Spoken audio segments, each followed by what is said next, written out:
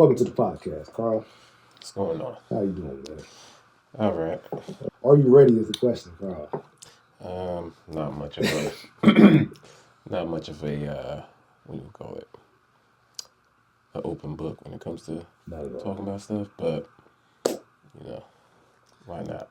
So I'm trying to figure out what direction I want to go with this conversation. Come with the questions, Yeah, so I can come with the answers. I'm trying to figure out. All right, but before we start, we know each other for a long time, so it's tips to friendship. Over 20. Long time, man. Much appreciated. Whatever we're drinking. Not sure what it is yet. Still don't know. Still don't know what it is. Still don't know what that is. I'll find out by tomorrow. Yeah. All right. Let's go back to. Let's talk about your jiu-jitsu experience. Let's start there. It's just short-lived. What was it's not over. I think it is over. It's been a little while now, bro. What were you thinking before you came? I was thinking wrestling with technique. Have you ever wrestled before? No. So completely new. I was actually excited because I watch UFC and I know and see ground game is crazy. If you don't know what you're doing, you easily get,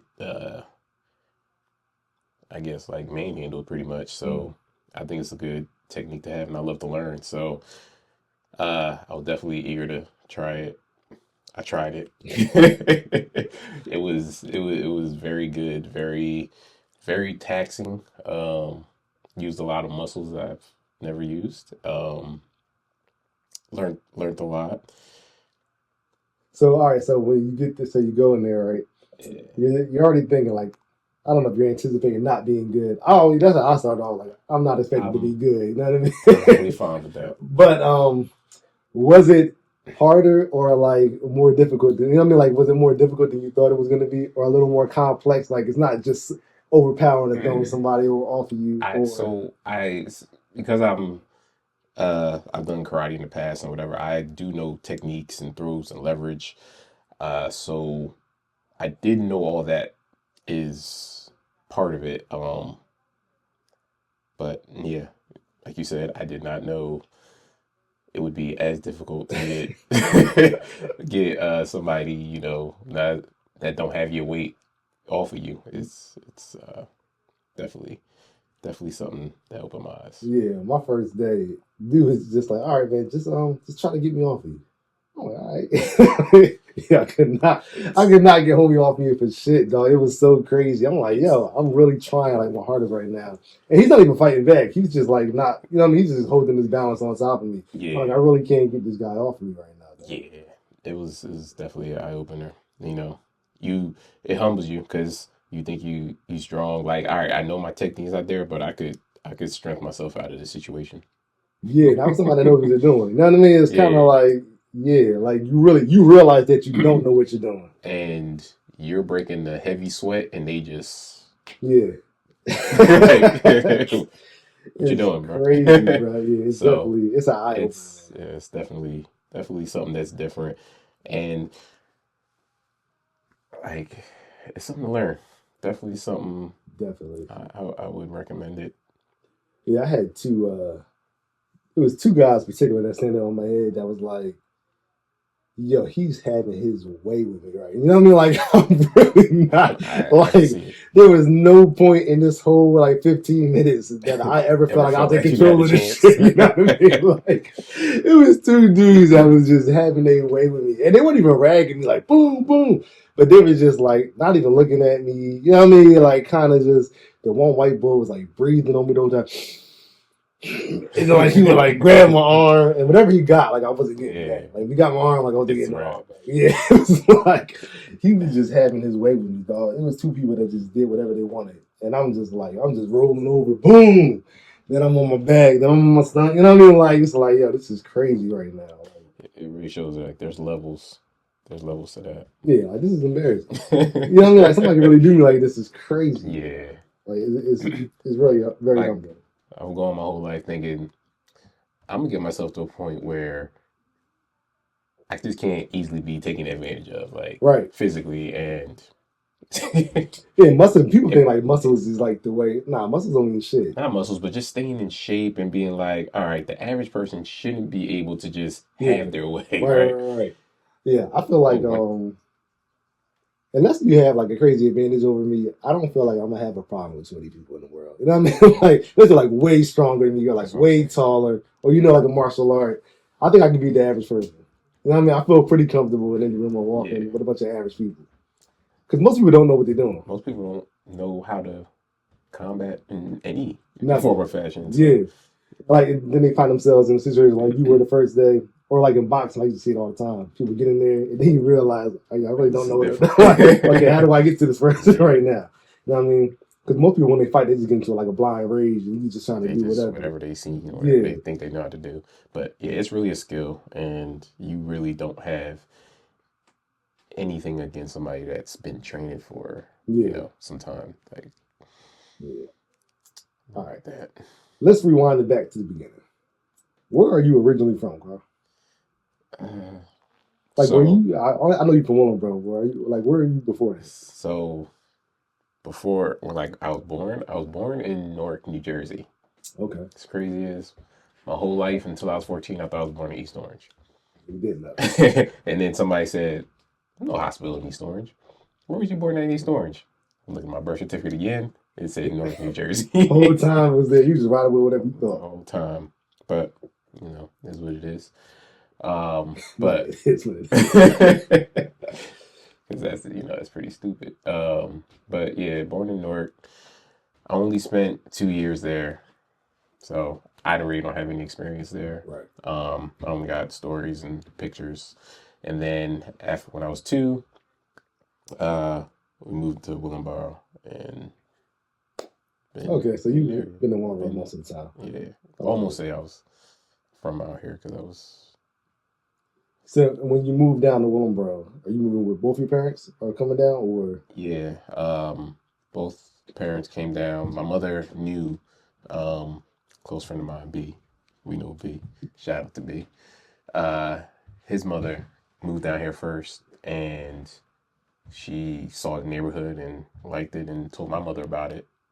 And that's how my mother moved down right across the street. mm, And that's how I met B yeah. So you don't since I know. was like since I was like 2, 3. So you know a time that you don't know B. My earliest memory was going across the street to his house and going in a crocodile pool, like That's a funny. little baby crocodile pool. That's funny. But yeah, it's crazy. All right. So both of your parents come down. So what are your parents doing at the time? Um, my mother, they both worked in hospitals. My mother was a nurse, and my dad, he also wasn't actually sure what he did in the hospital. I think he was like he did something with like the beds and um, you know how like the people that move people in the hospitals from place to place. I think that's what he did. Mm, Um, I never really asked. I just know he worked at hospital up north, mm, and my mom did the same thing. And she actually worked two jobs. She was a nurse and also a what do you call um she was like a CN like at a veterans home. So she also helped out with uh old retired vets. right. Okay. Okay. And she also had all these other jobs, as they say Jamaicans do. Right. So your both of your parents are first generation here? Yes, they both was born in Jamaica, met in Jamaica, married in Jamaica, came over here. Mm. And what do you know what prompted them to come over here? Or? Uh, it was like a whole family move.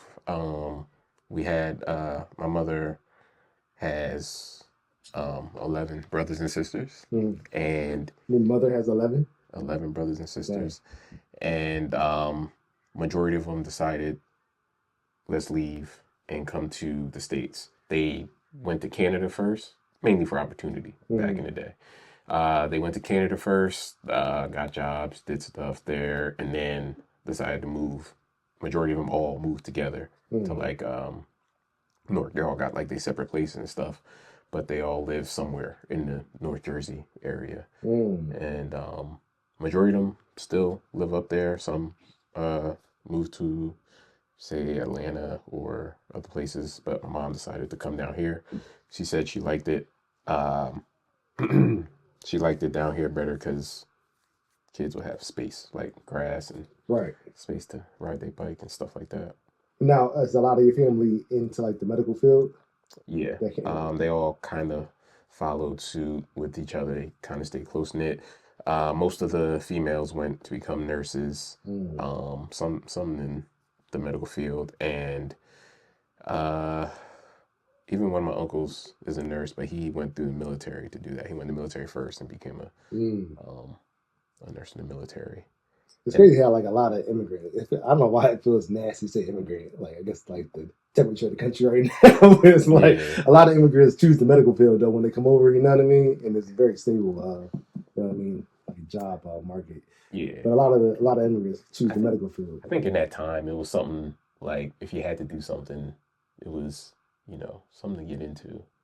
I don't know why, but It's still like you still see like it's a lot of still. African people. You know what I mean? Like in the medical I field. think I don't know. It's one thing that they start out good with. Like if they had to pick a trade as they came over, the I guess especially the women in the family was really nourishing. They knew how to take care of people. So Mm-hmm. I Yeah, think they right. just naturally progressed to that. Um, but yeah. Yeah, it's crazy. It seems like a lot of ethnic groups like pick a thing and everybody just runs with that thing. Families stick together. Yeah. That's one thing.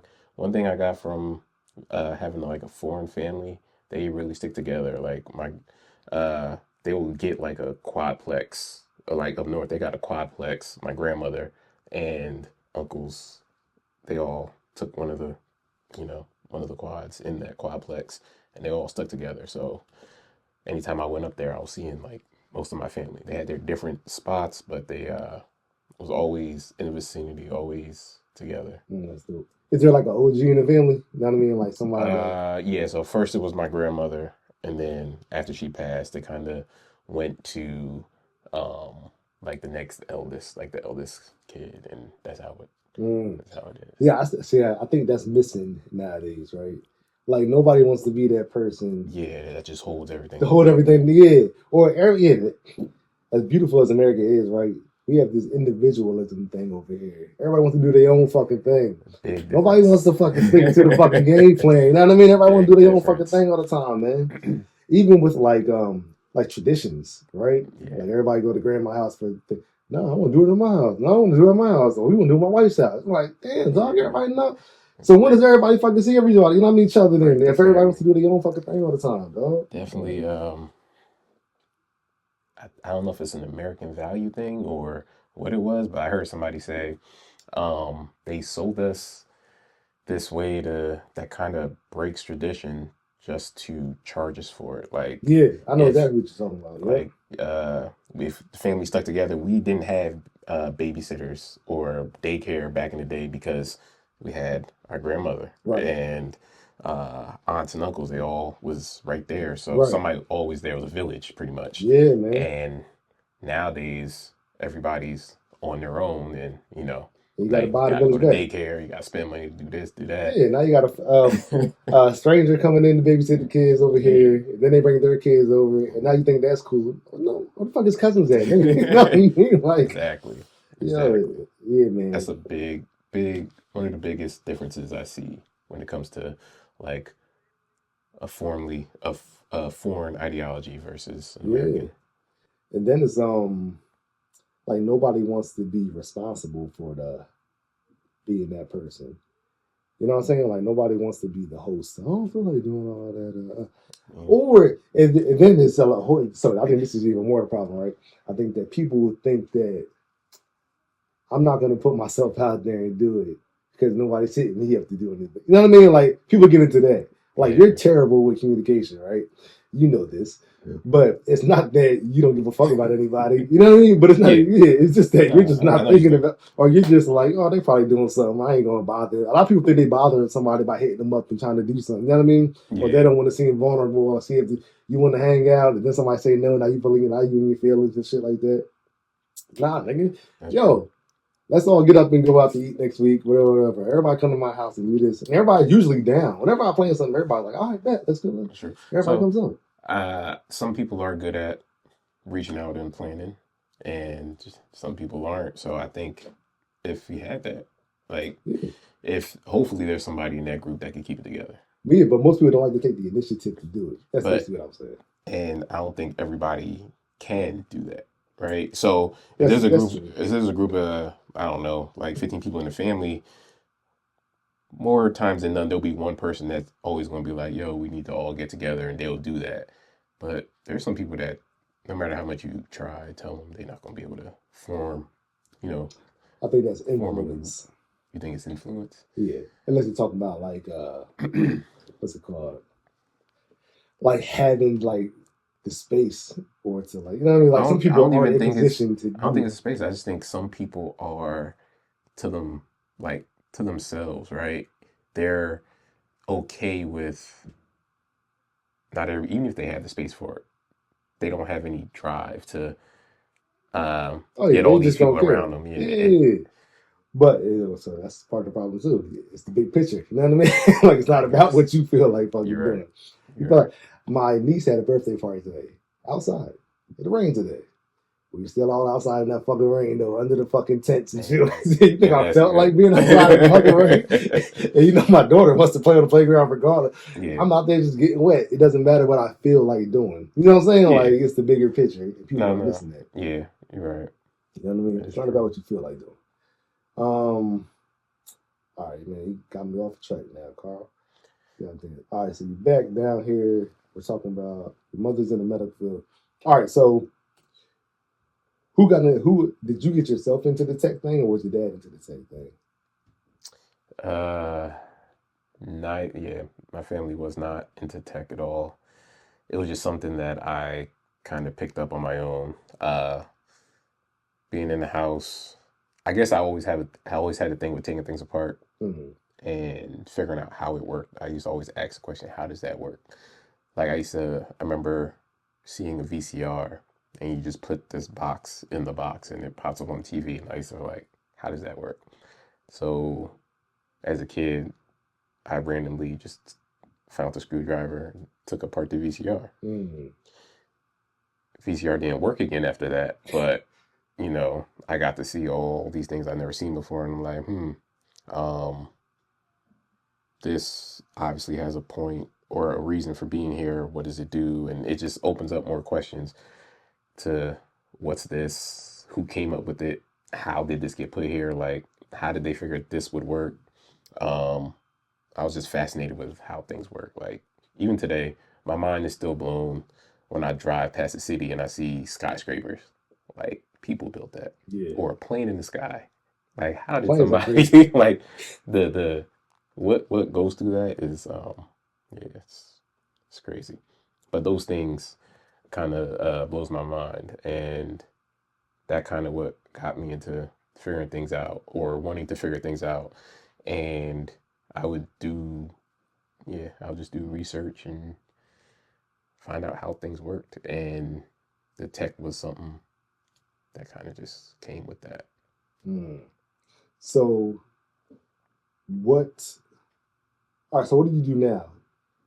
Um, so now I am a RF design engineer for Verizon Wireless. RF stands for radio frequencies, and to simplify it, we pretty much just Verizon is a cell phone signals. Cell phones use wireless signals to communicate. Um, I design systems that provide enough wireless signal inside buildings or venues like stadiums, hospitals, skyscrapers, so that a large amount of people could use their phone at the same time or comfortably. Um, and make sure everybody has good signal inside a building or a venue. If you have 80,000 people trying to live stream or do a FaceTime call just to at a concert, bad things are going to happen. It's too much. It's going to overload. Right. Like if it was, say, one tower outside that was covering it. So we have to come up with ways to um, create enough capacity uh, for everybody to be able to use their phones at the same time. And the main reason is 911. Like my main point of my job is to make sure everybody has access to 911 at any given point in time. So if you're in a crowd of 80,000 people and say an earthquake happens, some people can't use their phone dial out because everybody's calling at the same time, trying to call their loved ones or whatever. They won't have access to the network because it's overloaded. Mm-hmm. We got to design a way to make sure that that doesn't happen. That's the line, is really 911. Yeah. Because if Verizon say they have coverage somewhere and somebody can't dial 911, that's on us. That's a thing. That's funny. Okay. All right. So on a day-to-day, what are you doing? When you say you're designing, what do you say? Like, what do you mean you're designing? So when I started, it was literally going to a location, like say a building, looking at how the building is structured, the type of walls, the amount of space, and how many people are in that building, and then coming up with a solution to handle the expected capacity of that building on a day-to-day. So if there was 250 people that normally comes in and out of that building and they all had Verizon phones, and say the customer, which is like the building owner or the IT who wants a certain app to work on everybody's phone, if they all need a certain we want to call it a certain speed on the phone or something, we would have to design towards that. And if they need everything, how could I say this?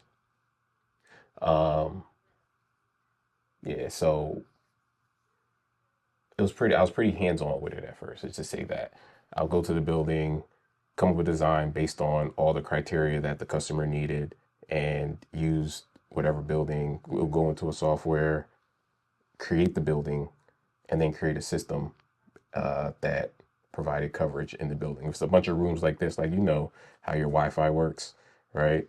If you have the Wi-Fi, say, in a basement, are you going to see it on the top floor or all the way on the other side? Right. You have to find a way to get that signal to get to everybody. Yeah. And that's pretty much what we did for large scale buildings. So before, I used to do a lot of running around at these buildings and creating it on paper and then getting it back to the customer. And I used to travel all across the US to do that. Nowadays, I'm more hiring design vendors to do that for me. They'll do the designs. Like, I'll talk to the customer, see what their needs are. Then I will hire a design vendor, tell them to go out, survey the area, and send me a design based on, A, B, and C, what I need. And they'll get me that design. I'll review it, make sure it's good. Then I send it to our, say, construction engineers, or hire a construction contractor to see how much it will cost to build it and get it built. Then come back out, test it, make sure it all works. I got you. And go from there. So on my day-to-day, I'm mostly in meetings, right? nine times out of 10, I'm in a meeting, or I am going to a site to talk to a customer, or I also handle issues as well. So if there's an issue that our normal guys that go out can't handle, it'll come to me. I handle some of the bigger issues. Right. Okay. All right. I'm gonna pause on. I'm gonna jump back to last thing I want to say towards that. The main thing that I He's do, into it, guys. because it's complicated, but the main thing that I do is just solve problems. Okay. That's it. I get a problem, I solve it, come with a solution, and it just happens to be for wireless cell phone service. Okay. So you could have skipped all the other shit you just Yes, said. You could have yes. just I said that was I last was part trying to right find a way to say it, and I started talking too much. So there. All right, I'm gonna come back to the job shit, but I want to jump back to the family stuff. yeah, Um, so you said your grandmother was the OG. She came over. Well, she's the matriarch, so to speak, right? yes, So everybody does what grandma said. So after that, on your father's side, is that even your mother's side or that's your mother's that's my side, mother's right? side. Uh-huh. Yeah, everybody that moved over here from my mother's side. My father's side was a little more disjointed. My father and his mother's relationship wasn't that close. Okay. So even though I did get to meet her, she was like she lived in England. I had to, Mm. uh, and then she lived in England and eventually went back to Jamaica. So I did meet her like once or twice, but she didn't fully raise him, I guess. So she wasn't around as much. Okay. All right. And then so you get to Willingboro, and are your parents together the whole time? They were together, and then they did get a divorce right when I was around, I would say 10, 11, if I had to put a number to it. Um, they kept all their problems away from me, so I Let's had see. no idea what was going on. Oh, really? Um, I guess I just seen like the tail end of it, and then he left. I Mm. thought he left, but really, um, he had to leave. uh, there wasn't really like a heavy. There wasn't really anything crazy that happened that caused it. I guess they just didn't agree over time, All right. and he would tell me, uh, like after he left, he was like, "Yeah, just to let you know, that's when he started opening up and just telling me everything." He was just like, "It's been a while since I did not want to be here, but I was only here, because of you. Like I Mm. was only staying here because of pretty much me." And um, This is when you're that like was it. 10, he's telling you This this? was like Yeah. 11, yeah, 10, 11, Mm. 12. And yeah, he was like, that was it. But him and my mom just weren't gelling for a Yeah. while. But So when he leaves, he stays local or he. nah, he when he left, he moved up north, closer to his job, Okay. um, closer to the East Orange area. Mm. And he stayed up there, and I would go and visit him or see him like on the weekends and stuff when I didn't have school. Okay. And he would come down like when I had basketball games, like I'm gonna play with WA. Yeah. I had games, he'll come down and watch. So he always That's stayed what's up. around, Yeah. you know. Okay. Now, is your dad and Misha's dad the same? No, we No. had no, we had different fathers. Uh, How much older is Misha than you? 6 years. Okay. 6 years. Yeah, my mom was married to Misha's father. I would say a lot. I would say like when Misha was 2. I could be wrong about that. My bad, Misha. But yeah, her father was. My mom said her father was. He was tried to make it work, but he had an alcohol issue and Mm. little abusive. You know, might have might have pulled a gun out on her. Who knows? But she was like, "Nah, I had to go." Yeah. Okay. But What was the all right, so growing up, what do you think was the biggest was there a difference between how you were raised versus how Misha was raised? or y'all personalities? Because y'all personalities are completely different. Completely so, different. so it's like, were y'all raised different, or y'all just naturally just So, different? so my father was in the picture when she was a kid, like uh, young. So he kind of helped raise her too, Mm-hmm. but she more has her father's personality a little bit, or something that is closer to her father's personality, and I'm closer to my father's personality. So My your father father was was laid back. more laid back, chill, reserved. Okay. Didn't have He had his core friends. Didn't have he wasn't too talking to too many people outside of his Right. core friend group, and yeah, it was quiet, chill. Didn't ever really get too what do you want to call it? Didn't ever really get too crazy. Like even when he was mad, he had a calm demeanor, Mm-hmm. which actually used to scare me more than my mother was always the one yelling and stuff like that. But I got used to that. Like, Right. yeah, Yeah. yeah. And yeah, my sister was more just like her father, which more a lot more outgoing. Always, you know, I'd say get into trouble, but always just 180. Yeah. 180 from what I just explained from me. We'll leave it there. Okay. Yeah. I don't know. I always just wondered that. Like, yeah, y'all completely different. Like, if Night you and day. had Misha's energy, like you probably locked up right now. Definitely. like as a man with that kind of energy, you know what I mean? Like it'd be completely Definitely night different. and day. And I think part of seeing her grow kind of and seeing some of the things she went through kind of helped me say, yeah, I'm gonna stay away from that. Like, yeah, I'm not gonna do that. Oh man. All right. So overall, with you and your dad, y'all, you think y'all had like a pretty good relationship? Yeah. Um, I I really really I really confide in him. I picked up a lot from him. Mm. Um, he was great advice. He was When I was young, he was the one, you know, telling me to come in at 6 o'clock. And all my friends was outside still playing. Like, you, nope, come in. Yeah. And I had to start doing some reading or doing some math. He would literally teach me my whatever I was gonna learn in school. He would literally teach it to me like, I don't know, 6 months in advance.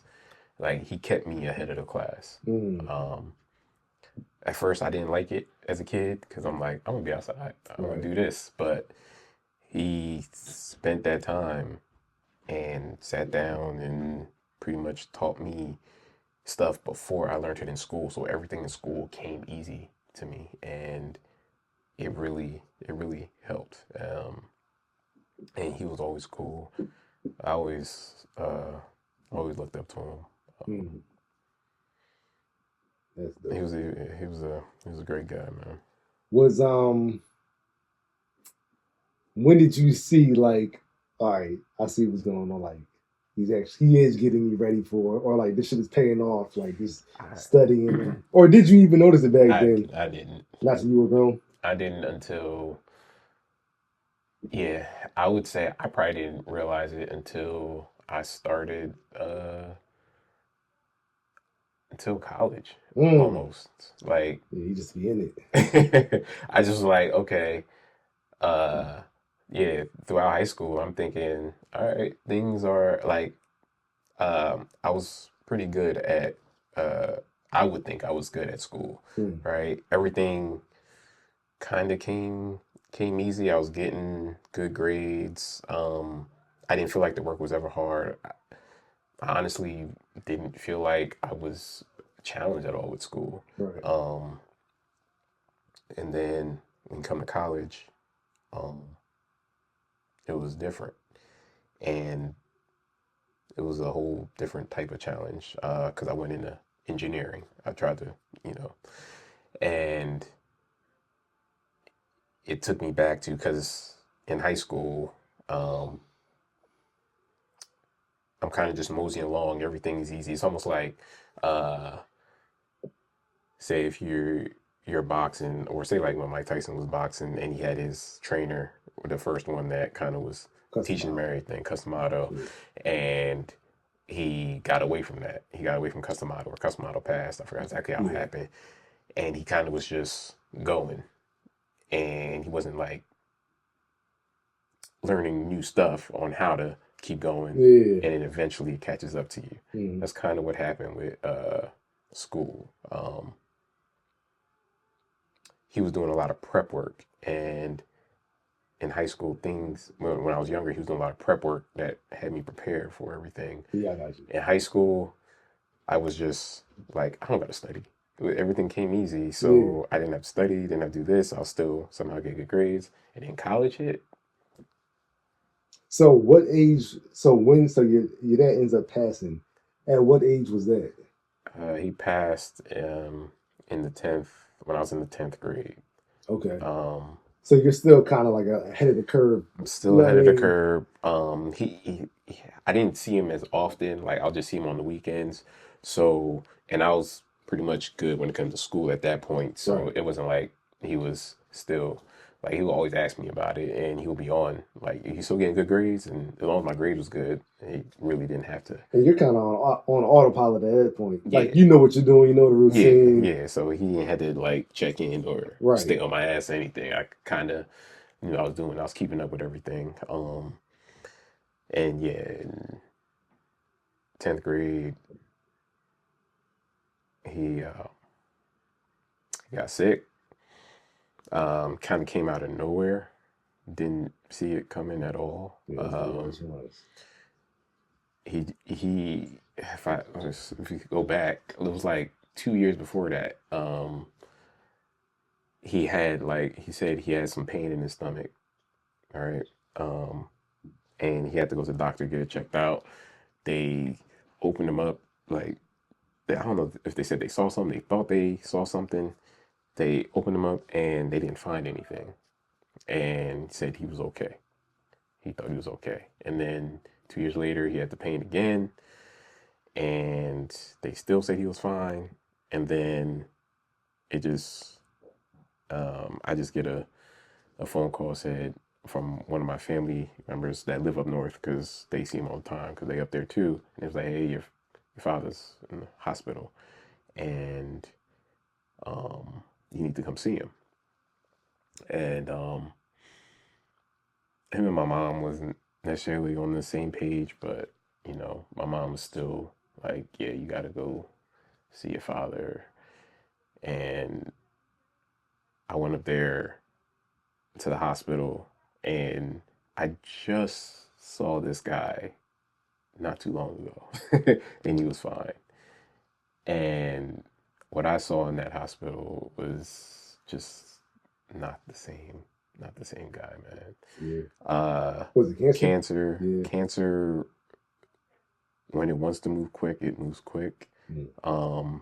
He lost a lot of weight, and I don't know if I processed it right when I was a kid, but it was a tough thing. It was a tough thing. I spent the whole weekend in the hospital, and um, he was he was cool. He was good spirited. And then I went home to go back to school for the week. And on the weekend, I was like, I'm gonna go back up there to spend time. And just that one week, um, complete, complete different again. Like it was just one thing, and then one weekend, and then a complete different person again the next weekend. And he's like, I went up there that last weekend, barely moving, barely talking, but he was still there. And it was like he waited for me to come up there. He pretty much, they was like, he keeps saying he wants to see me, he wants to see me. So I went up there on Saturday, saw him, and I spent the night there. And in the middle of the night, they woke me up. And it was like, he's gone. Dang, that's crazy. And yeah, like, I want to say I was 14. I still felt like I didn't know how to process it at that time. What do you mean? Like It you didn't don't hit me. okay. It didn't hit me at that time. I was like, they just told me like, yeah, he's gone, More like and confused, like what? yeah, I'm Like just like I knew the man he passed, uh, but I wasn't really, I didn't feel as hurt as I felt later on. right. Um, yeah, it was, it's hard to explain, but his funeral, like, I thought like I didn't want to go to the funeral at first. Mm-hmm. Um, they was like, yeah, we want you to say something, this and that. I was like, I don't want to talk.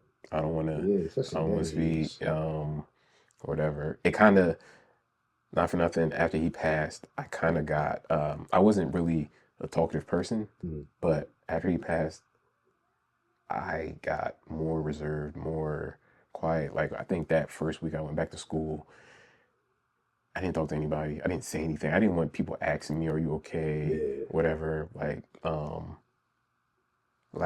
a couple times is okay, but then when everybody's asking it, that's what started getting on my nerve. I didn't even want to talk about it. right. So it kind of like people just thought I was. I don't know. I think my mother thought I wasn't okay because of the way I wasn't really talking, and um, she even took me to therapy. She said I needed to see a therapist because the way I was, I guess, or not communicating. Mm-hmm. Therapist asked me two questions and said I was fine. Dang. Some old white guy. He's that was, um, but I really, I really didn't really feel it until the funeral. I did feel it, but I didn't. I don't think it was as painful as I felt when one of my close friends' fathers passed. Mm-hmm. And this was, I would say, this was years later. Like I said, I was at my dad's funeral. I didn't really cry or anything like that. I was just down, hurt, whatever. People understood. I had time to grieve. It was, it felt regular. Um, but I didn't feel it until, like I said, one of my close friends' fathers passed, went to their funeral, and I saw the hurt on my friend's face. And assessing the situation, I broke down, Mm-hmm. broke down crying, couldn't help it. I had to walk out the funeral. They had to take me to another room. Never done that before, Yeah, it's and I scary. had no idea where it came from. Then it made me realize, like, oh, this is Yeah. from my father coming out. And I didn't cry at my dad's funeral. I didn't cry. I didn't cry at all, like the whole thing. And of course, I was close to my dad. You know what I mean? Yeah, But at the funeral, I felt like I couldn't. I was about to, and then that's what I'm saying. It was I weird. looked next to me was my sisters and my grandmother, and I was like, "Oh nah, I can't break down right now." I think it was something similar. It was like I gotta be. Yeah, I mean, if I fall down right now, you know what I mean? Like, I got my little sister and my grandmother. Like, she lost a son. yeah, I lost my uh, father. You know what I mean? I was like, I'm not about to break down right now. And then after that, Debo's funeral. The same thing happened to me. I went to his. Clearly, I'm closer to my dad than I was his block. You know what I mean? yeah, And I could not control myself at that funeral, dog. I was bawling my eyes out. It was crazy. But yeah, same thing. Went to another funeral and I just broke down. yeah. That It yeah, was man. wild. Never felt like that. And from it, I was like, um, it helped. I guess shape me like when it comes to um being scared to do stuff or uh as a life thing. I felt like my father passing is one of the worst feelings, right, that you could feel, like losing somebody close to you. Mm. So, um, I guess from that, I'm like, other than feeling something similar for other close ones, well, what else would make me feel that bad, right? So that kind of changed uh, how I go into things now. Like when it comes to having having fear of doing something, but I'm like, what's the worst that could happen? Was there like a sense of pride that also came with the not from his passing, but like, all right, I'm next up now. So like, I felt that when my dad passed, it was like, all right, like I'm the head of the family now. You know what I'm saying? Like, Yeah. shit comes through me. Not on no macho shit, but you know what I mean? Like, I'm the oldest, Oh my I'm the God. oldest, you know what I mean? Like, I'm taking care of grandma. I got checking with grandma a little more often now. Make sure my sisters are good.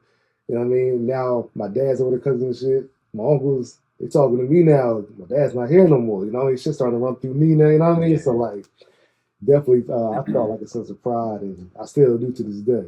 Like certain So family events, I show up now that I probably wouldn't have. Like even if I don't know the family like that, just to represent my little faction of the family. yeah. You know what I mean? Like, nah, we showed up for this because I know my dad would have went to this joint. You know what I Yeah. mean? Yeah. Nah. Yeah. There is that. Not at the time, because I was, like I said, I was still in high school. Oh yeah. Um, but I did realize, like, I am, um, like, my dad did have family. Like, he has few families scattered, some in Texas, some in Canada, that I really don't see often. He kind of stayed here and kind of reserved to, his area. Um, but I was the last Charlie Cone, Mm. because he changed the way the name is spelled a little bit. So I'm Oh like, word. I'm the last Charlie Cone, so I do represent, that Charlie Cone name. Um, and all my other family from my mother's side, loved him. He was a great guy. So yeah, for that I do kind of show up for him, Yeah. and um, his demeanor and the way he was responsible with things kind of rubbed off on me a lot more. Mm. Uh, I started like not trying to be like him, but the way he was responsible with things, I kind of picked up on that as I got older. Afterwards, and I started to see like our similarities and leaned into them, I Yeah. guess. Yeah. It's definitely like a certain level of pride that comes with like your dad have been a good person. Well, I mean, did some dope shit. Like, my Yeah, dad did that shit. You know what I mean? You know, my people refer to your dad, tell you yeah, dope man. stories, some shit, and it makes you carry yourself a little different, like you said. You know what I mean? Because my kids ain't gonna hear no sucker shit about me. You know what I mean? That's how I carry myself. They ain't gonna hear no bullshit about me. You know what I mean? So like, Exactly. And um, yeah, just um, the way he it always come back to my mind. And this is where I like started to realize um all the things that he did when I was a kid, and the steps he was taking to make sure that I was always prepared.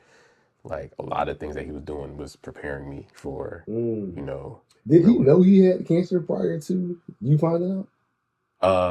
Probably. Mm. It maybe he didn't say anything Right. immediately.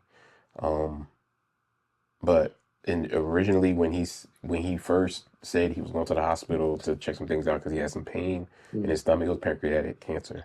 Um, but when he first said he was going to the hospital to check out, he said he had pain, he had no idea what it was. He said doctors didn't say or see anything. Yeah, that's crazy.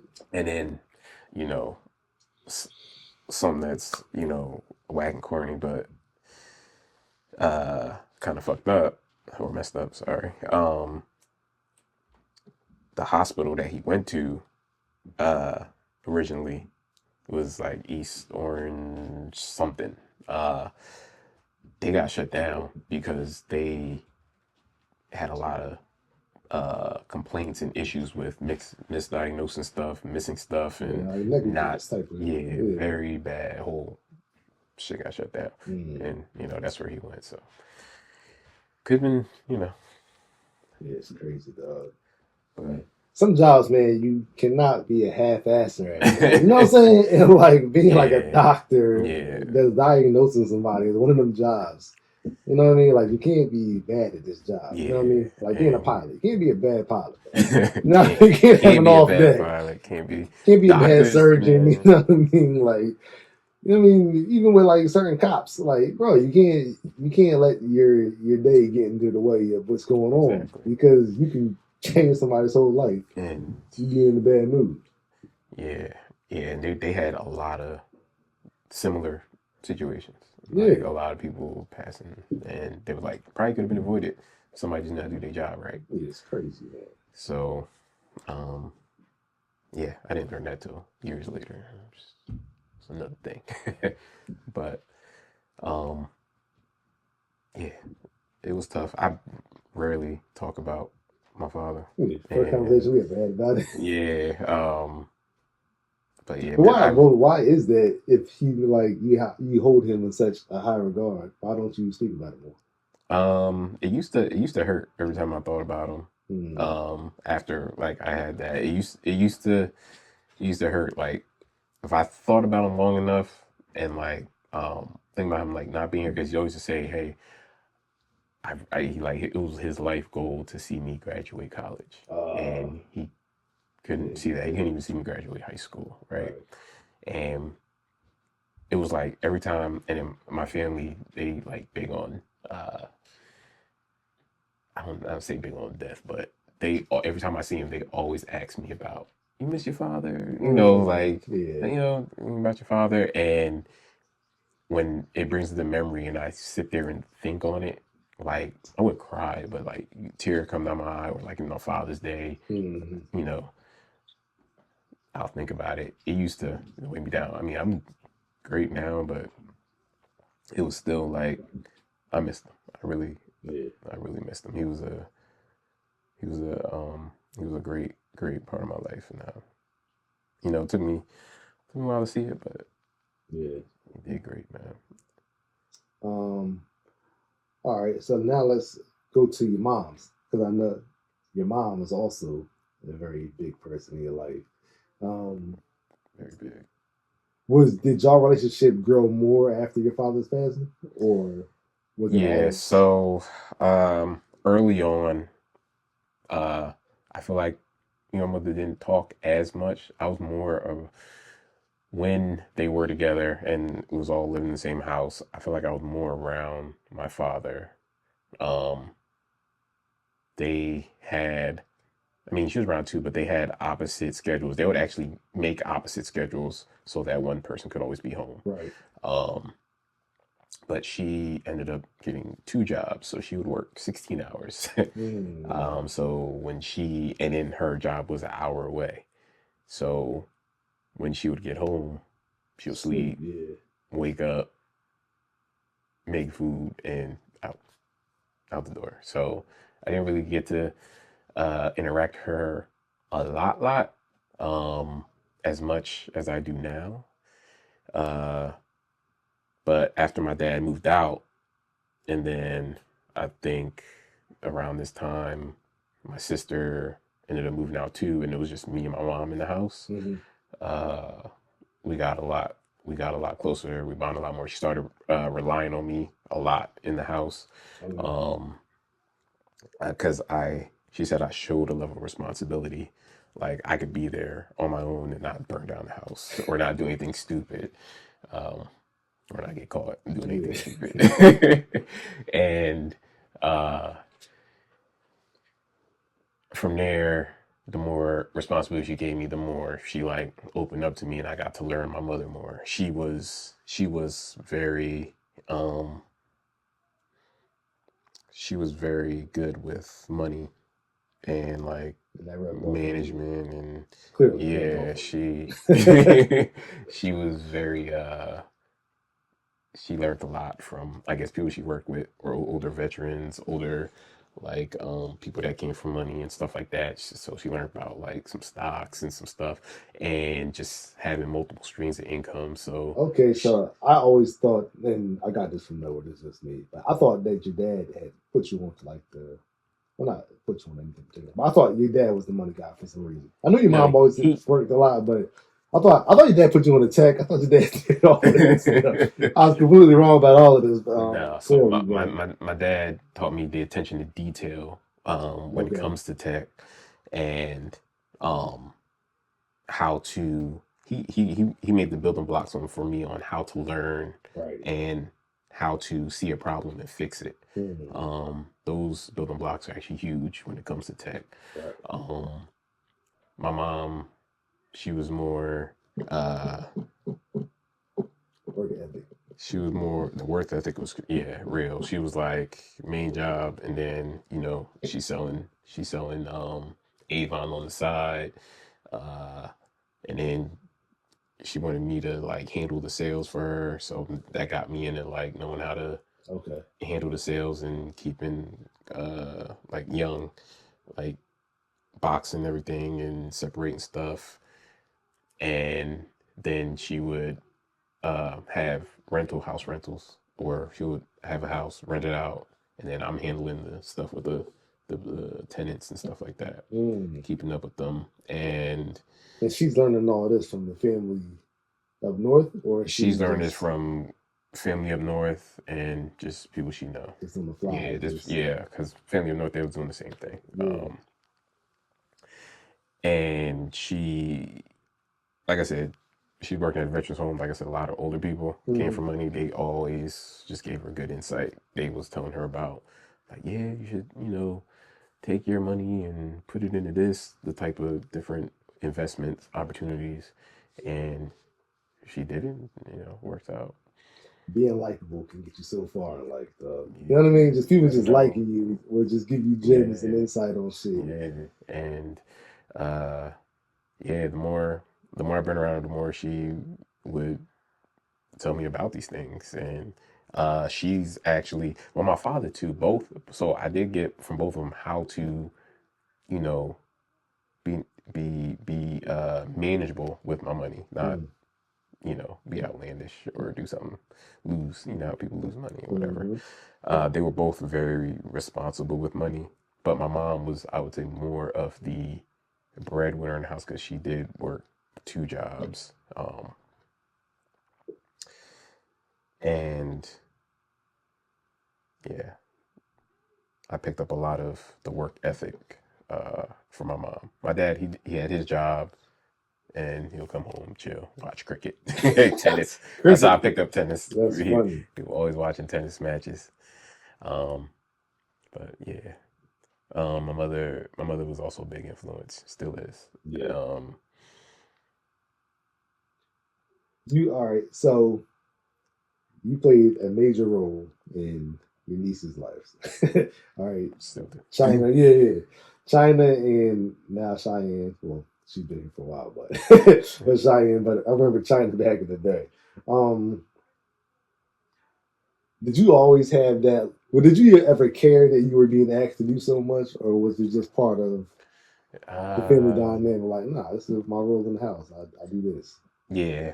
Once she was in the house and she was there with us, I remember when my sister had her. Talking about China here. Yeah, it was just that's family. And that's what I grew up seeing, right? I was a kid and we had cousins, and no matter who it was, when it was, if anybody was free, home, or just they always helped out the other family's kids. Hmm. Or, oh, I'm home, I got my kids, they could come over here.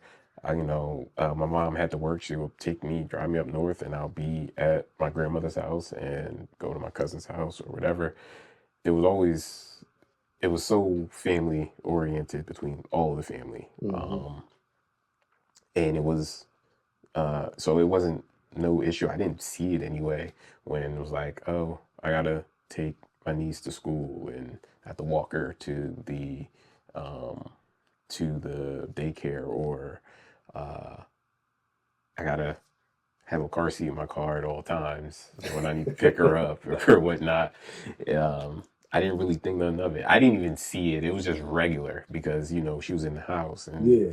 uh, yeah, it was just regular until somebody said, "Yo, you got kids, you always got a car seat in your car." Like we in 11th, like, we still in high school. Like, why you always got a car seat in your car? My niece. You know what I mean?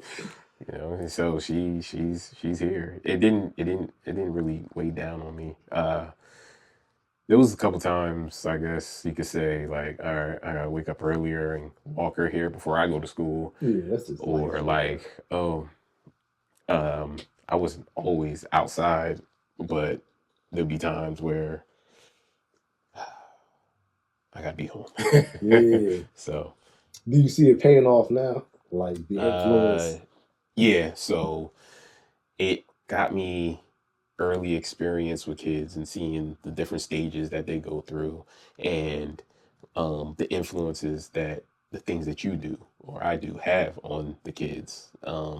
So I not that like I said, not that I was a big talker, but I seen the influence of just I don't know if you normally care about cussing around your kids, but I saw the influence it was having on was it I think it was China and just cussing and she'll say it. She'll just repeat whatever.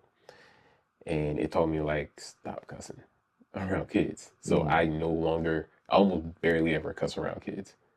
You'll probably never hear me cuss around a kid. That's not easy to do for a lot of people. Mm-hmm. But not that it matters. Some kids can handle it, some kids will repeat it and but little things like that, it did change on just some of the things that I do. I know they look up to me. When did you notice that? Like, should they pay attention? Or like Um, the shit that I was trying to get them to see is rubbing off. uh, so China, she had, her other side of her family in her life. So she had a lot of influences and a lot of things to look up to. And I was young. Me and China kind of grew up together, and she was a little older when I was came into actually being responsible for helping her out. Cheyenne, Cheyenne really like I would say like now, right? It where it comes full circle. Now that she's starting out in college, she is doing electrical engineering. She kind of did the same thing I did. She went to school for electronics in high school, and now she's doing electrical engineering. That's what I did Mm. in high school. She said she wants to be just like her uncle. Mm. That joint hit me. That joint hit me, and I'm like, why? So it does cause me to, um, like I said, make sure I'm making moves that when she does see it's something that, Right. and like when I say it hits me now, is because like I said, she started college, and she's calling me now and asking me questions that um, wasn't expecting. I wasn't at this level when I was first starting college. She's working and doing school and doing side jobs. Like I couldn't do school and work at the same time. Like that's big to me. And she's asking me about 401ks and uh, high yield saving accounts and should I invest my money into this? And she's not even old enough to get a 401k yet with her job, she said. Mm. So she went and started her own Roth IRA with Right. another. It's like just things that I didn't know about until 20 Yeah. what's 28. So I'm just like she's 10 years ahead and yeah, man, it's just a warming feeling knowing that something, you know, rubbed off on them because they could Right. go whichever which way they want, Definitely. You can do it whether all you tell right. them or not. And Yeah. yeah, she's doing great. She's somehow finding a way to time manage work, school, and a social life. Like it's something I struggled with. Yeah. I read somewhere that when kids are, so you see in like a lot of foreign households, they tell the kids, this is what you're doing. You know what I Yeah, mean? Like you're going into this field. It's just when the kids have a direction, even if it's not what they want to do, they usually end up better off in life because they have a mission. versus just trying to figure it out. You know what I mean? Like most people just trying to figure it out. Ah, no, whatever. I end up liking it, whatever. True. When you give them a goal, no, this is what you're gonna do. You know what I mean? Like, you might stray a little left or right for it, but when you have something that you're trying to get to, kids usually end That's up off like a little better off. I see that in the foreign world too. Yeah, you know what I mean. So, well, I guess you would agree then. So, you know what I mean. But yeah, I think that is very true though. You know what I mean? When you tell the kids, when you give the kids something to aspire to, and tell them this is what you're doing and this is how we're going to get there. You know what I mean? Yeah, Is way better. End up way better off than just trying to figure it out on the fly. yeah. Because there's so much shit you can do out here. So many things. It's damn near impossible if nobody like guides you into any direction, or you don't just naturally gravitate towards something. You know what I mean? Like, there's jobs now that I'm saying like I didn't even know that was a fucking job. You know what I mean? I never thought about that shit fucking when I was in high school. You know what I Like, mean? who would have thought? Like, you would never think like to become I don't know. This, oh man, Like it's so much that you could just, you know what I mean? so Like, many jobs, like you said, just never even knew they existed. yeah. But, but yeah, Like well, like so a big thing now is like ICE and border patrol. I was not thinking about being a border patrol agent when I was, you know what I'm saying? Like, you're not thinking about people that are I think protecting the border. There's people I out didn't there think we all had day, every day issues doing there. that, chasing people We down. had issues with the border. Yeah, you thinking military if anything. You're not thinking about nah. There's people Yeah, out there with dogs catching smugglers. There's people on the maritime, people in the water. You know what I mean? Not the Coast Guard. No, there's actually people like agents on the water right now trying to that's find people crazy. smuggling. You know what I mean? Like there's all kind of shit going on out here, bro. There's a lot of yeah, I guess mind blown by that. There are so many things that Yeah, so many different jobs and so many different career paths that are out there that kids don't know that about. you just don't know about, man. It's wild. It's crazy. You only heard the three, like doctor, Yeah, uh doctor, lawyer, those two come hand lawyer. in hand. Everybody says those two together. A Now cop is another one. you hear engineer now more, and I don't know. Kids will say firefighter. Yeah. All right. So in your space of tech, right? Hmm. I'm sure you don't see a lot of people that look like you. No. All right. So how is it trying to navigate in those circles or in those rooms? Um, Are you looked at as a token black guy? Do you feel like the token black guy sometimes? Or like what is it? my first job, yeah, I was the only black guy there, and uh, they kind of I wouldn't say token black guy, but at first maybe, but I was the only black guy there, and they kind of did not complain with anything that I did, and I don't know why. Like whether I showed up late or um, if I took too long to answer emails or just stuff that I would see them doing to complain about other people, they did not complain to me. I didn't know why at first. And I don't know if it was because I was good at what I did, so they just was whatever, um, or if, uh, yeah, I just don't know. I didn't see it from the people I worked with. What I did see though is I used to travel a lot for this first job, and I used to meet a lot of business owners or owners of venues or whoever. If I would go, I'm the guy who would hire, contractors or whoever, and we'll go as a group, right? If I'm going to go there to do a design, I'll hire an architect so he could write up the plans or whatever, and I'll have somebody else who could just, an environmental person who could just check to make sure that wherever this work is going to be done is safe. I have a team with me. Mhm. And when I would go to these places, almost 9 times out of 10, they'll look at me as one of the workers, or the level of respect is different when we first walk in, Right. and they'll go to like the white guy with a shirt tucked in and be like, they'll go and greet him first, like, hey, are you the guy? And it was like, no, he's the one runner that we just work for him. And then the whole thing change, Mm. because they'll see me on email, they'll see my name doesn't Yeah. look black. And um yeah, it was almost like every time I'll see the shock on their face, and it was just like I don't know why, but well, I know why, but it didn't affect it in a bad way at any point. It was just Something you notice. yeah, and maybe it would have until they found out that I was the one running it. Like it was like an instant level of respect after they found out, which was interesting to me.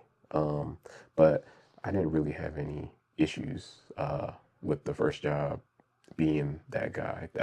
They come to find out, they said I was pretty important there from what I did.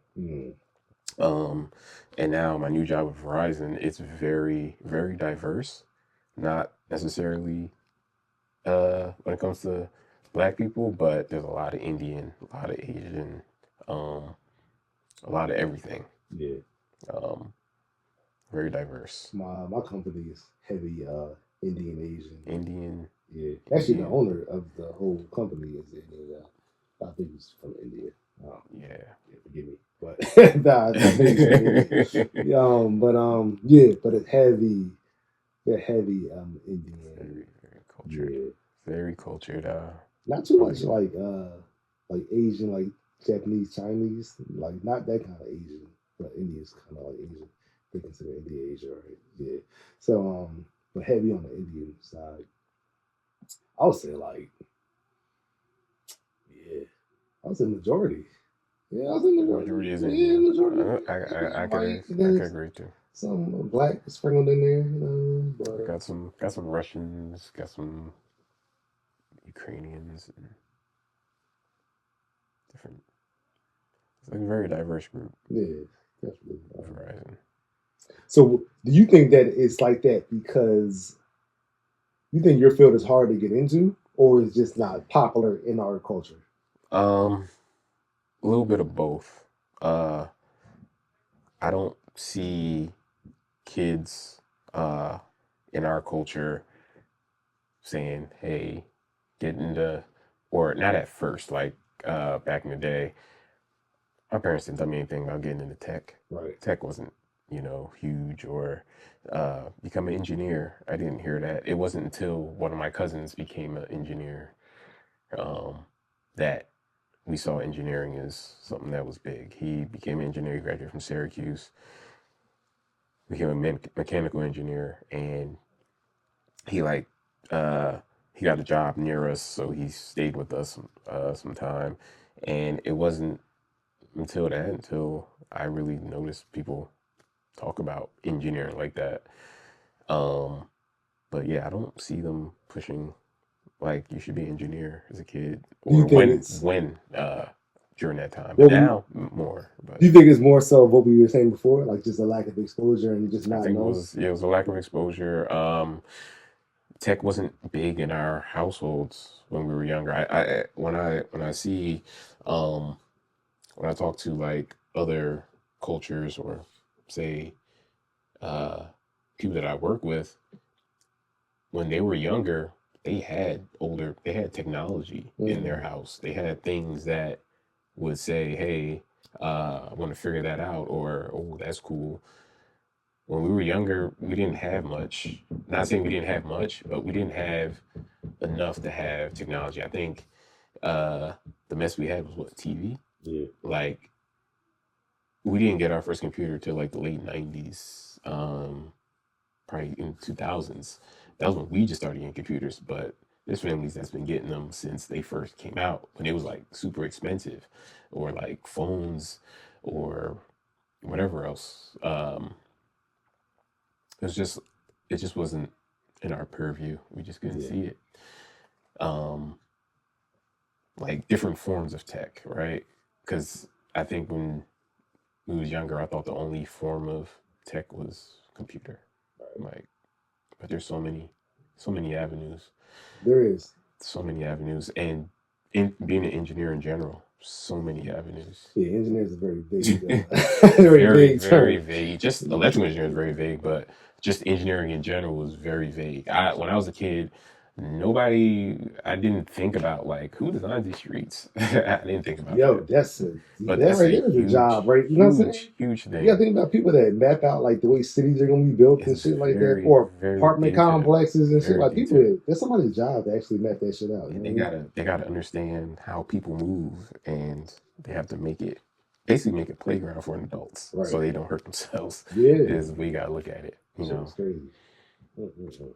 But yeah, stop lights and getting them all in sync. Like all this, everything is designed. Until I went to some engineering classes, I didn't realize how much everything is engineered. Like, so, um, but yeah, kids. Um, when I was a kid, all I knew was we used to play sports. Um,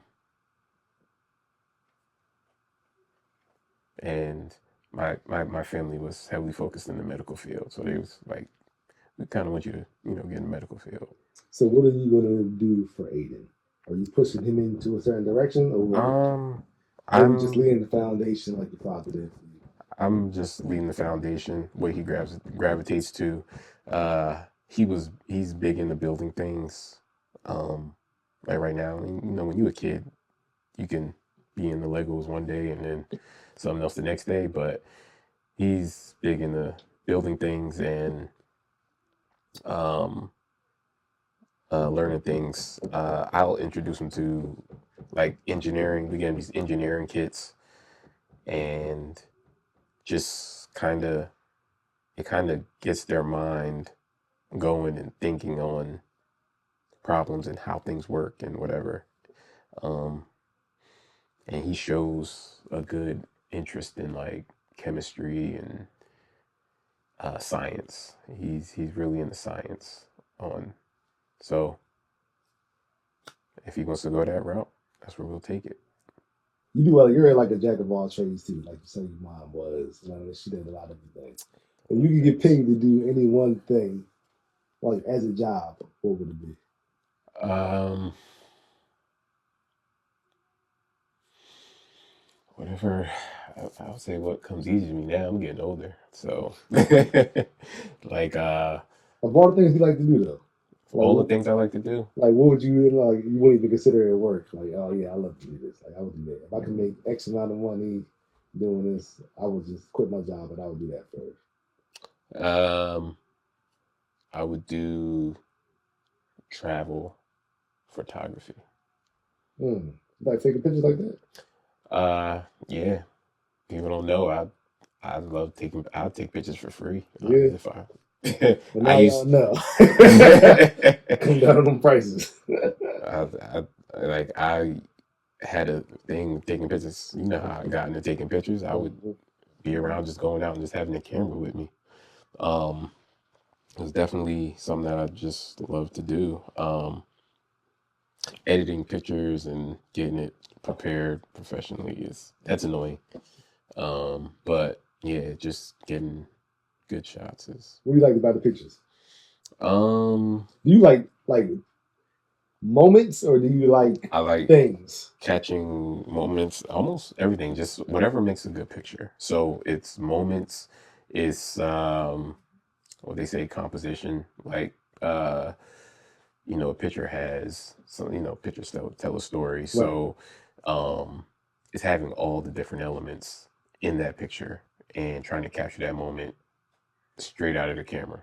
Like I like my style is I want the picture to be perfect out of the camera. I don't have to edit it that Right. much.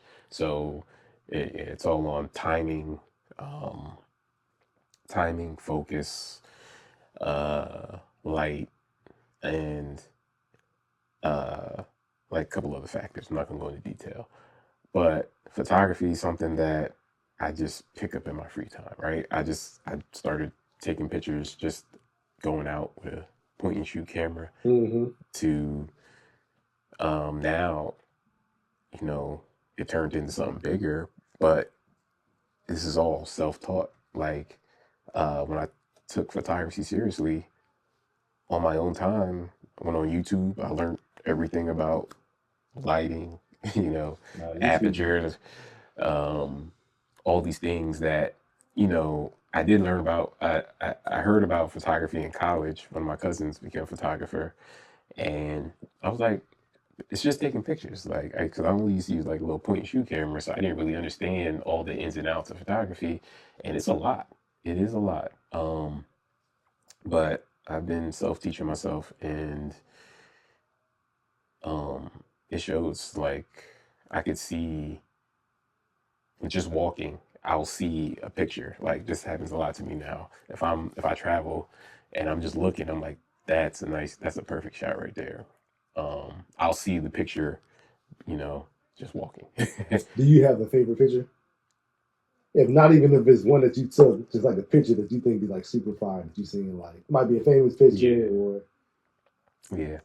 Took it on my phone, a plane. I was on a plane, and took it out. It was out the window of a plane, and the plane was low, and it was right after a storm. It was like over the Midwest somewhere, and it was just the angle and the light, the way the clouds casted a shadow on the ground, and everything was like clear to see. And then I don't know, you'd have to see it, but it's like things that you wouldn't normally see. Like, that's not a normal picture. mm-hmm. It was very unique. Things like that. Always try to get unique angles and not just the normal. Not just the normal. Do you ever had a moment and you're like, I'm not even gonna take the camera out. This don't look so good right now. Yeah, like where I would and just enjoy the moment. Yeah, Yeah. I've had those like I'm not even gonna record this shit. This shit Uh, is a lot of times I'd be looking at like the camera's not going to be able to capture what I'm seeing right now. It's not yeah. going to be able to rebuild this moment. So People would kill me with the phones out. Like when it's they record everything, like especially you know because in most concerts. You are not gonna have to go back on your phone and watch this fucking concert on your fucking phone, dog. Enjoy the shit while you fucking here. so Why you are not gonna go back and rewatch this shit? You're yeah. not gonna do that. Ain't taking a man's storage on his phone right now. Two sides to that, or just to add a point to that, from a photography side, you like your footage is not going to be that great anyway because of the lighting or whatever. And then from the other side, I work in the cell phone business, so that is I pay attention to how many people are holding their phones, and it's crazy today how many Oh people. yeah, it's ridiculous, man. It's if there's say 10,000 people in the field watching a concert, about 80% of them might have their phones out. I want to see. It depends on, if like especially younger generation, the younger and younger get, Yeah, it's no longer like, I get it. So now people will, you can like hold the phone and still watch it, right? Some people used to watch it through the phone, it's taking which is away though. stupid. Yeah, it's taking away. It does. It does. But yeah, it's getting crazy how many I, people are doing I was this. at a Bruno Mars concert and he was like, "Can y'all please put your phones down?" He was like, It's crazy. just be here with me and enjoy the moment. You know what I mean? Like he was like begging the crowd, like, "Yo, put the phones down, just It, enjoy the show." it's only gonna get worse, Yeah, man. it's crazy, bro. Like, I be looking at the numbers. It's bad, man. And then Phones it's are like bad. you're recording this post later. Most likely, nobody cares. Mm-mm, Care less to see somebody was at the Jeezy concert. Like, mm-mm. oh, cool. I like the picture. Then it's over. So you just wasted the whole experience trying to catch your 30 seconds for me to see it. Well, not me, but you know what I mean. For people to Yeah. see it, nobody really gives a fuck. People really think people give a fuck about them. Nobody really gives a fuck about what you got going Mm-mm, on, dog. It's mm-mm. so funny to me that people really think that people give a fuck. Social media have people doing crazy Yeah, things, man. nobody gives a fuck. All right, last question. You've been, like you said, you've been all around the world. You do travel a lot. You take pictures and shit like that. What's the dopest experience you've had, or one of your top experiences you've had anywhere? This country, another country. Like, what's one of the Um, most other things you've experienced? It ain't even got to be nothing fancy. It could just be like just something that you thought was dope for your own personal reasons. I I have a couple, I guess. All right, bring them off, Carl. Give me All two. You can't do right. Um, just out of like, I don't know. So from a place being, I mean, whatever you think, whatever special to you. um,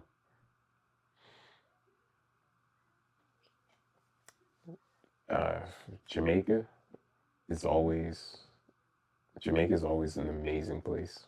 Um, I'm looking for a moment, not a destination. A all moment. right. I mean,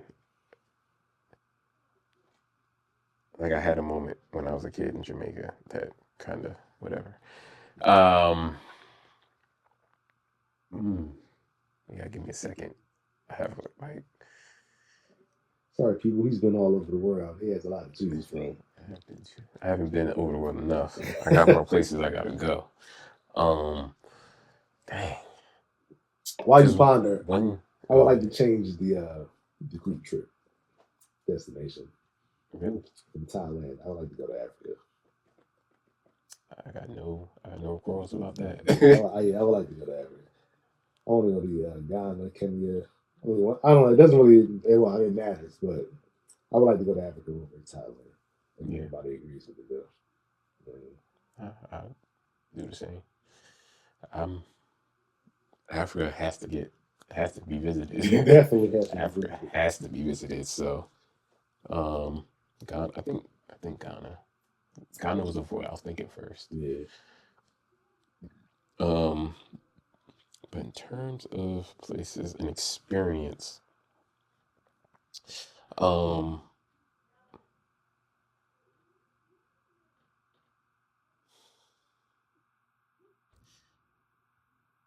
I think I, I'll go back to my Jamaica experience because I can't think of nothing else. Uh, so one of my experiences is Jamaica being, and it was when I was younger. It was when I would say, uh, like 10. I could have been like, yeah, 9 or 10. It really um taught me how to, appreciate what I have and what I had. Mm. Um, I went over there, family, and uh, family it was a family trip. We went, stayed at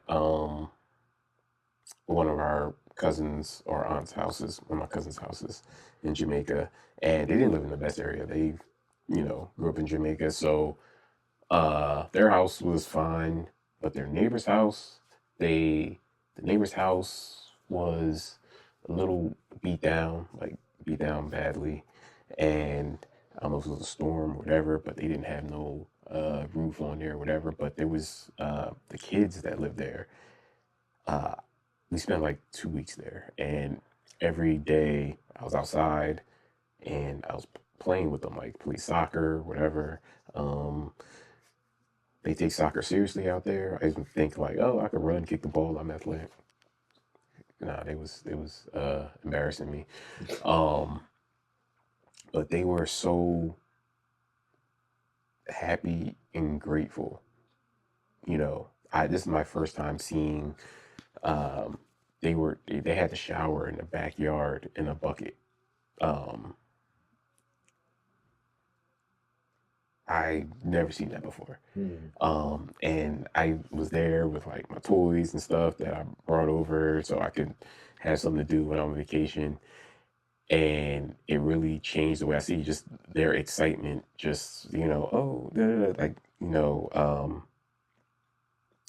when they saw like stuff I had or whatever, and just their level of happiness with what they had. I didn't understand it until until I seen it. And I ended up like everything I traveled with, I ended up leaving it there. I'm like, I don't need none of my toys. I ended up giving it all to them. Yeah. And that kind of, like I said, helped me appreciate things a lot more, like appreciate things that I have and not always, didn't care about like material stuff. I'm not that materialistic now. And I think that was part of the reasons why. And then I seen it again when I went out there for B's wedding. Um, ran into, I forgot where we went, but I would see, the locals being impoverished, or even other times where I went just with family. I would see the brightest spirits, like you can't break them with you can't break their spirit with just their circumstances. Like out here, somebody gets down, they lose they lose their money or they lose their house. They don't know what to do. Like people break down here, and they're so humble. It's like I want my son to see it. I want everybody to at least see that and see that experience. And that was one thing that's one thing that I always remember from Jamaica. Um, Another, I guess, great experience when I went to Turkey and Caicos. Uh, Probably one of the best islands I've been to. Um, See, it's not really an experience. It was just a very, very, very beautiful place. Yeah, I got you. Yeah. Yeah, I got. It's hard for me to explain a personal experience. I don't know, man. My man Rich said the same thing. That's why you said about this one net. It's crazy, right? Yeah, it was like about when he went to Ghana like last year.